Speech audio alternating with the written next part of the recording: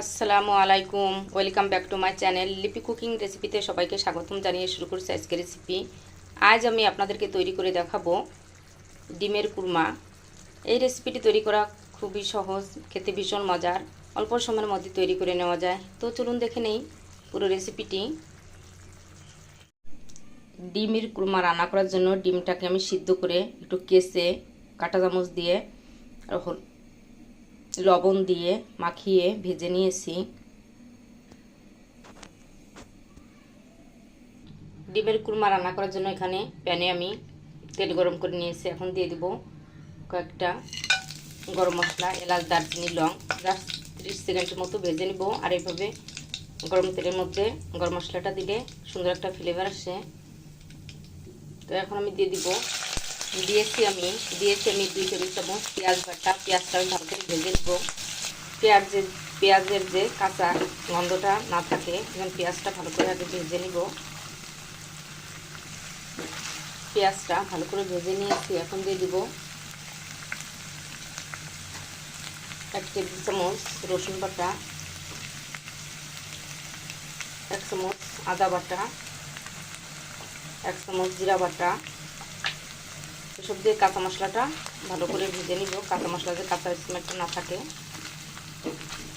ভাজার সময় কাঁচা মশলা ভাজার সময় লবণ মশলাটা ছেটে, এর জন্য আমি দিয়ে দিব 1/2 চামচ লবণ। আর লবণটা দিলে মশলাটা ছেটে না। কাঁচা মশলাটা ভালো করে ভেজে নিয়েছি। এখন দিয়ে দিব আমি এখানে বাদাম বাটা 1 টেবিল চামচ,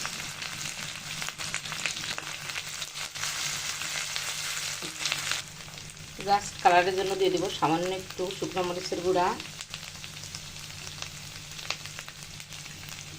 দিয়ে দিব টক দই। এখানে আমি 1/2 কাপ টক দই নিয়েছি। টক দইটা দিয়ে ভালো করে মশলার সাথে কষিয়ে নেব। মশলাটা ভালো করে কষিয়ে নিয়েছি। আর উপর দিয়ে তেল ভেসে উঠছে। মশলাটা যত ভালো কষানো হবে কুরমাটা খেতে ততটা স্বাদ লাগবে। দিয়ে দিব 1/2 চামচ চিনি।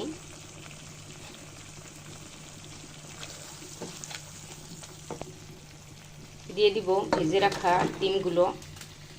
তো ডিমগুলো দিয়ে ভালো করে মশলার সাথে কষিয়ে নিব।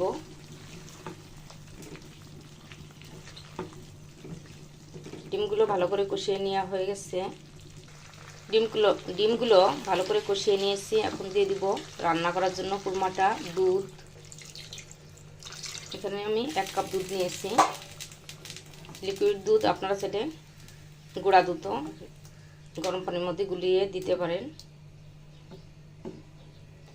এখন দেব কয়েকটা কাঁচামরিচ, আমি মাঝখান দিয়ে ভেঙে নিয়েছি। কুরমাটা রান্না হওয়ার জন্য এখন ঢেকে দিব। তখন দিয়ে দিয়েছি দুধ আর দিয়ে দেবো ঢাকনা দিয়ে ঢেকে কুরমাটা রান্না করে নিব। তারপর দেখাবো কেমন হয়েছে। ঢাকনাটা তুলে দেখাবো। মাঝে মধ্যে নাড়াচাড়া দিয়ে নিব, নিচ দিয়ে লেগে না যায়। যখন আমি দিয়ে দেবো এখানে সামান্য গোলমরিচের গুঁড়া,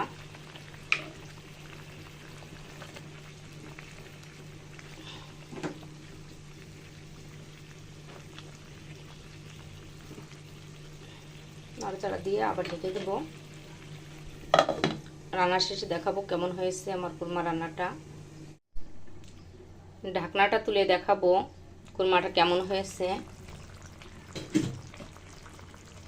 কুরমার যে ঝোলটা দিয়েছিলাম টেনে গেছে আর কুরমাটাও হয়ে গেছে। ঝোলটা এরকম একটু মাখো রাখবো।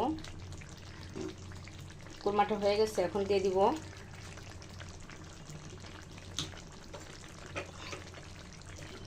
1/2 চামচ গরম মশলার গুঁড়া। দিয়ে দেব ঘি 1 টেবিল চামচ।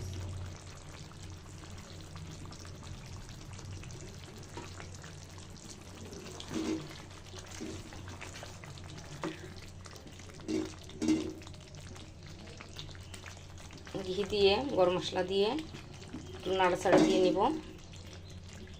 পেঁয়াজ দিয়ে তেজপাতা দিয়েছি আমি, তেজপাতাগুলো তুলে ফেলে দিব। এখন উপর দিয়ে দিব পেঁয়াজ বেরেস্তা।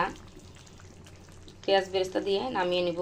হয়ে যাবে আমার ডিমের কুরমা রান্না। হয়ে গেল আমার ডিমের কুরমা রান্না। তৈরি হয়ে গেল আমার ডিমের কুরমা। আশা করছি আমার রেসিপিটি আপনাদের কাছে ভালো লাগবে আর আপনারা বাসায় ট্রাই করবেন। আর কেমন হলো আমাকে কমেন্টস করে জানাবেন। আমার রেসিপিটি যদি আপনাদের ভালো লাগে আমার চ্যানেলটি সাবস্ক্রাইব করবেন, ফেসবুক পেজটি ফলো করে লাইক দিয়ে সাথে থাকবেন। সবাই ভালো থাকবেন। নতুন নতুন রেসিপি নিয়ে আবার আপনাদের সামনে হাজির হয়ে যাব। আমাদের জন্য দোয়া করবেন। আল্লাহ হাফেজ।